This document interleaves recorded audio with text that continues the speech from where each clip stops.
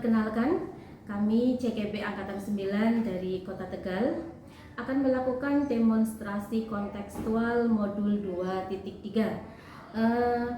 di mana pada praktek ini yaitu melakukan coaching. Saya sebagai coach dan saya sebagai supervisor. Saya sebagai coaching. Oke, kita mulai saja coaching pada siang hari ini. Assalamualaikum warahmatullahi wabarakatuh, Mbak Heni. Waalaikumsalam warahmatullahi wabarakatuh, Pak Sohi. Oke, gimana kabarnya Mbak Heni? Alhamdulillah, saya sehat, senang, bahagia. Alhamdulillah, mudah-mudahan kita semua selalu bahagia ya. Oke, amin. Baik, Bu Heni, pada kesempatan kali ini saya akan melakukan supervisi tentang coaching yang akan Bu Heni lakukan. Diharapkan nanti pada saat melakukan coaching dapat mendengarkan secara aktif, kemudian bebas dari judgement, kemudian dapat menangkap emosi dari coach, kemudian selalu menanyakan pertanyaan terbuka. Itulah nanti yang akan menjadi penilaian pada supervisi kali ini. Baik, sebelum coaching dilakukan, saya ingin menanyakan kepada Bu Heni. Bu Heni ingin saya membantu mengembangkan kompetensi yang mana? Iya, di sini saya kepada Pak Sohibul ingin membantu saya untuk menghasilkan kompetensi kehadiran penuh, menjadi pendengar aktif, memberi pertanyaan yang berbobot, juga supaya tahapan alur tirta saya itu sudah tepat. Berarti ada 3 kompetensi yang ingin dikembangkan. Kira-kira ada nggak bagian yang lebih ingin ditekankan ya untuk saya amati? Ya, di sini saya ingin ditekankan atau bisa dikatakan spesifik ya Pak Sohibul, yaitu pada tahapan alur tirta, terus pertanyaan itu biar supaya lebih berbobot dan selanjutnya kehadiran penuh. Ya, baik. Mudah-mudahan nanti dalam kegiatan supervisi ini nanti saya bisa membantu untuk mengamati. Amin. Kemudian bagaimana penilaian dari Bu Heni sendiri terhadap apa yang akan kita kembangkan saat ini? Pada penilaian pada diri saya, selama ini menurut saya masih kurang bisa mendengarkan atau mengembangkan pertanyaan yang berbobot, dan saya masih banyak memberi solusi ketika melakukan coaching ya. Lalu tahapan alurnya saya merasa belum tepat gitu. Oh, gitu ya. Baik, nanti saya coba amati untuk kegiatan coachingnya. Kemudian harapan apa dari kegiatan observasi yang akan kita lakukan bersama kali ini? Yang menjadi harapan saya pada proses observasi ini, saya dapat mendapatkan refleksi tentang diri saya dan penilaian bagi diri saya untuk lebih baik. Oke, baik Bu Heni. Mudah-mudahan kegiatan observasi kali ini, supervisi kali ini bisa berjalan dengan lancar. Mungkin bisa kita mulai coachingnya, gitu. Oke, dipersilakan. Assalamualaikum warahmatullahi wabarakatuh, Bu Neni. Waalaikumsalam warahmatullahi wabarakatuh, Ibu Heni. Gimana kabarnya hari ini? Alhamdulillah, saya dalam keadaan baik. Alhamdulillah. Seperti kesepakatan yang kemarin kita sepakati ya Bu Neni, kita akan melakukan coaching ya. Kita akan sharing tentang apa yang Bu Neni, masalah apa yang ada pada diri Bu Neni. Kira-kira dalam hal ini apa yang bisa saya bantu untuk Bu Neni? Ya, Bu Heni, terima kasih Bu Heni sudah meluangkan waktunya untuk saya. Di sini saya ingin menyampaikan kendala dalam saya melakukan pembelajaran, yaitu tentunya tentang penerapan S5. Nah, di sini saya mengalami kendala karena ada beberapa murid saya yang harus selalu diingatkan dalam penerapan S5 di sekolah saya yang saya ampu, yaitu di TK Aisyah. tentang S5 itu apa yang menjadi apa tujuan Bu Neni? Tujuannya agar anak didik saya atau anak didik yang saya ampu itu mempunyai kesopanan, mempunyai santun, terbiasa dengan melakukan atau menerapkan kelima tanpa harus diingatkan dengan sendirinya begitu Bu. Berarti di sini pada kegiatan S5 yang menjadi ukuran keberhasilan bagi Bu Neni itu apa? Yang menjadi keberhasilan dari penerapan yang ingin saya terapkan S5 di sekolah saya, saya menginginkan anak didik saya itu melakukan atau menerapkan S5 itu tanpa ada dengan sendirinya, tanpa harus diingatkan. Tapi sekarang kenyataannya anak masih banyak yang sering lupa, masih sering diingatkan. Jadi ketika bagaimana ketika melewati orang yang sedang duduk gitu ya, kan harus memungkukan sedikit kepalanya gitu. Nah, di situ murid saya masih sering terlupa, masih sering diingatkan gitu. Jadi saya ingin anak didik saya di TK itu melakukan itu dengan sendirinya begitu Bu Neni. Kira-kira apa yang menjadi kesulitan bagi Bu Neni agar siswa tersebut itu tidak lupa, selalu mengingat apa yang menjadi program S5 tadi? Mungkin karena kan kalau di sekolah itu hanya sebentar ya Bu Neni ya waktunya, yang banyak itu adalah pendidikan di rumah yaitu dengan orang tua. Jadi saya itu ingin mengajak orang tua untuk menerapkan 5S juga di rumahnya, yaitu dengan mungkin melalui grup WhatsApp atau mungkin melalui komite kita sampaikan agar di rumah juga orang tua itu menerapkan S5 juga. Jadi secara konsisten mereka tidak hanya melakukan di sekolah tetapi juga melakukan di rumah dengan bimbingan orang tua begitu. Dalam menghadapi kesulitan seperti ini, apa yang akan Bu Neni rencanakan? Seperti yang saya sampaikan, saya ingin mengajak semua warga sekolah, tentunya bukan hanya saya karena itu kan diterapkan di sekolah kami. Jadi tidak hanya saya sendiri yang mencontohkan atau mengingatkan kepada anak didik kita ya, tetapi apabila rekan sejawat saya melihat ada anak yang masih terlupa dengan S5 itu, supaya sama-sama mengingatkan tidak hanya diri saya. Jadi saya mengajak kepada sekolah dan juga mengajak kepada wali murid melalui komite atau menyampaikan melalui grup WhatsApp.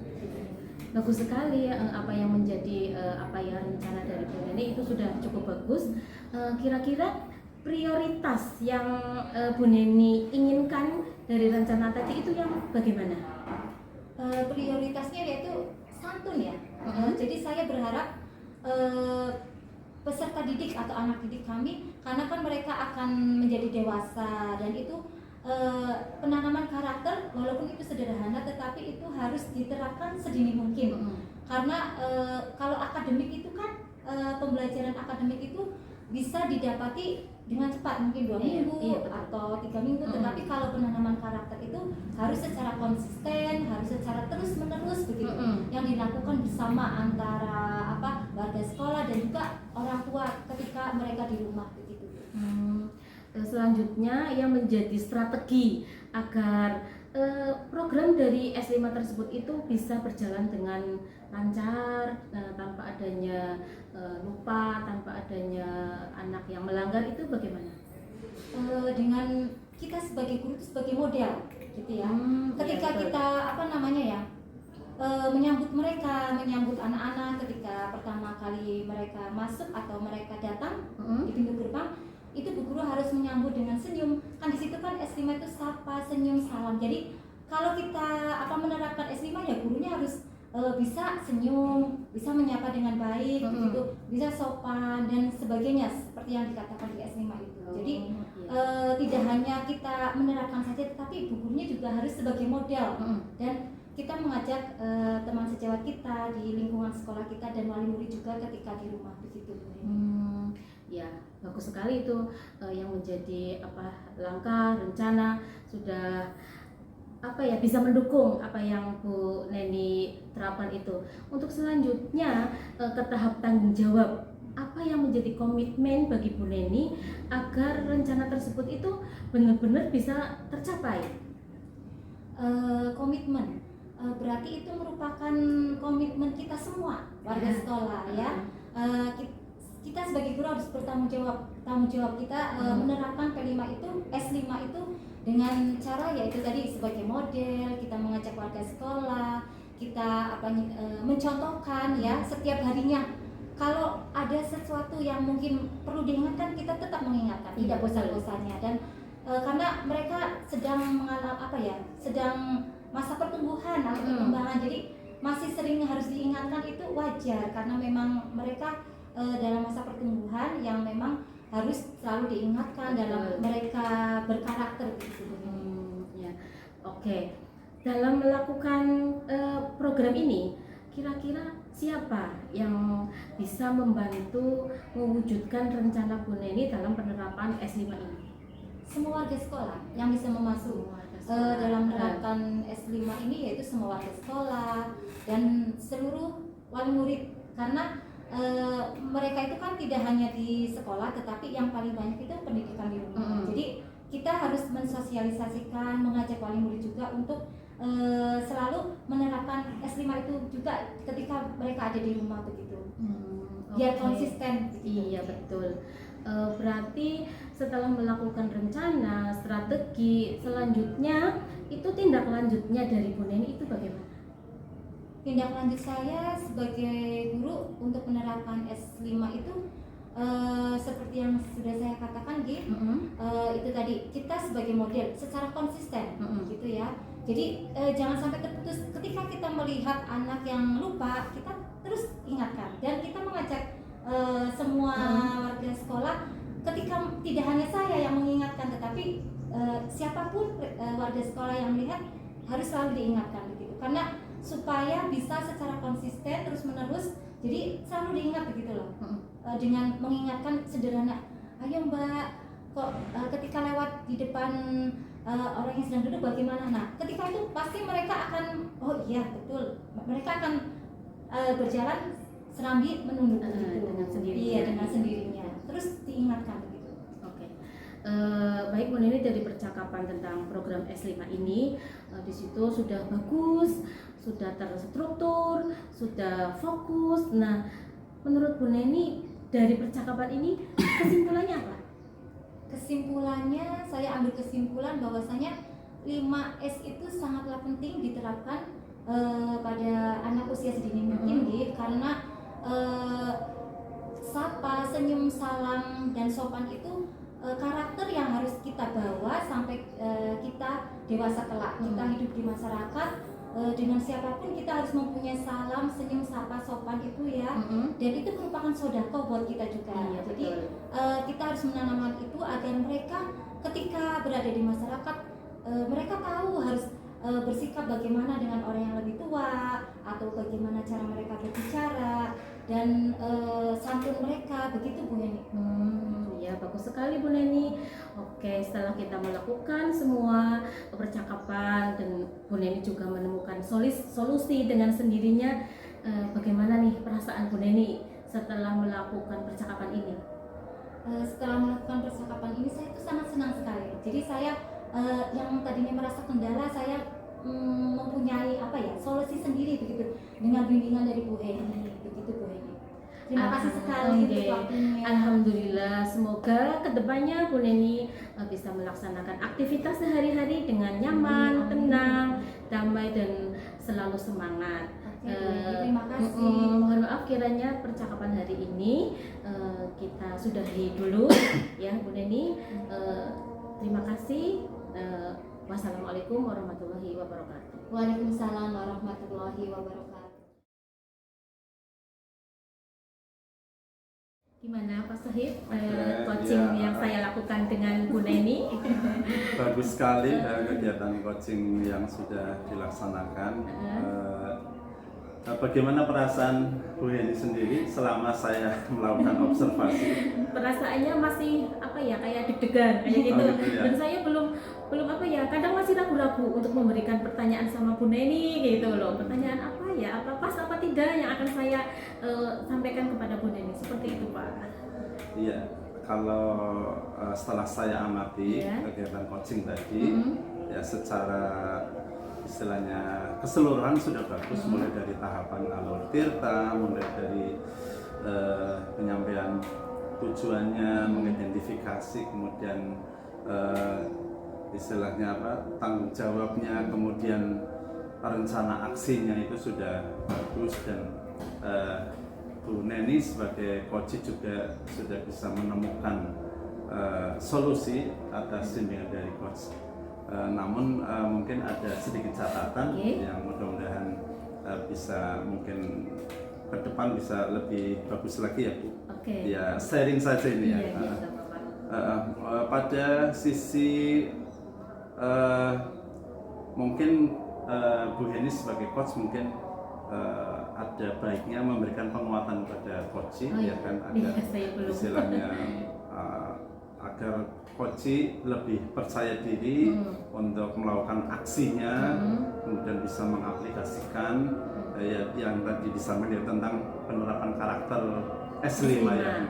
Dan istilahnya misal contohnya itu bisa Ibu Neni sangat mampu untuk itu, dan pasti bisa melakukan dengan konsisten gitu. Mungkin ada baiknya kita memberikan support ya, penguatan ya istilahnya ya. Mungkin itu saja pengamatan dari saya. Mudah-mudahan bisa bermanfaat ya. Amin. Terima kasih atas penilaian yang dilakukan sama Pak Sohibul. Semoga kedepannya saya sebagai coach bisa lebih baik lagi dalam melakukan coaching ini.